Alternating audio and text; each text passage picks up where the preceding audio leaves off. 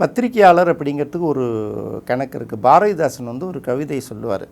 அறிஞர்தம் இதய ஓடை ஆழநீர் தன்னை மொண்டு செறிதரும் மக்கள் எண்ணம் செழித்திட ஊற்றி ஊற்றி குறுகிய செயல்கள் தீர்த்து குவலயம் ஓங்கச் செய்வாய் நறுமண இதழ் பெண்ணே உன் நலம் காணார் ஞாலம் காணார்னு ஒரு பாட்டு. ஊடகத்துறையில் பணியாற்றக்கூடியவர்களுக்கு 1008 விருப்புகள் இருக்கலாம். ஆனால் இதை வெளியில் போய் கொட்டக்கூடாது. கொட்டினான்னா அவன் பத்திரிகையாளர் கிடையாது. அப்போ என்ன நடக்குதோ எந்த அளவுக்கு அதை எளிமையாக சொல்லி புரிகிற மாதிரி சொன்னால் மக்களுக்கு போய் சேரணுமோ இதுதான் உன்னோட வேலை. இதை விட்டுட்டு வேற ஒரு கட்சி ஆதரவாக பேசுகிறது. அரசியல்வாதிகள் மேடையில் சவால் விட்டு பின்னாடி போய் மறந்துடுவாங்க. பத்திரிகையாளர்களுக்கு அது தேவையில்லையே. இதை திமுககாரங்க பேசலாம், அதிமுககாரங்க பேசலாம். நீ பேசுகிறேன்னா நீ எந்த கட்சியை சேர்ந்தவன்? அது தேவையில்லை. அந்த மாதிரி தான் பேசுகிறாங்க. இன்னொருத்தர் சொல்கிறாரு, நான் கருத்து கணிப்பு எடுத்துகிட்டு வந்தேன்.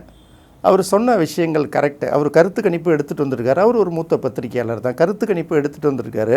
அதில் விஜய்க்கு 33% மேலே ஆதரவு இருக்கிறது தெரியுது. அவர் சொல்லிட்டார் முதல்ல. பட் அவரை எல்லாரும் சேர்ந்து டார்கெட் பண்ணுறாங்க. அவரோட ஜாதி என்ன, மதம் என்ன, குலம் என்ன, கோத்திரம் என்னன்னு எடுத்து அவரை விமர்சிக்க ஆரம்பிச்சிட்டாங்க. அவர் சொல்லிட்டார், இல்லைங்க என் மனசில் பட்டதை நான் சொல்கிறேன்.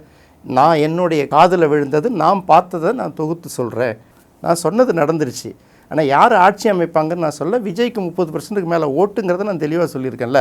அதனால் இதுக்கு மேலே நான் சர்வே எடுக்க மாட்டேங்கிறார். அப்போது இந்த 2 நிலையை பார்க்க வேண்டியதாக இருக்குது. ஒரு பக்கம் சில இயக்கங்களுடைய ஆதரவாளர்கள் பத்திரிகையாளர் போர்வையில் உட்காந்துட்டு ஆப்போசிட் பார்ட்டியை டேமேஜ் பண்ணுறதுக்கு இந்த தளத்தை பயன்படுத்திக்கிறாங்க. இன்னும் சில பேர் சரியான நிலவரத்தை கொண்டாந்து இந்த மாதிரி பொது தளத்தில் சேர்க்கணும் அப்படின்னு நினைக்கும் போது சம்பந்தம் இல்லாதவர்களை அருவருக்கு தகவையில் அசிங்கப்படுறாங்க.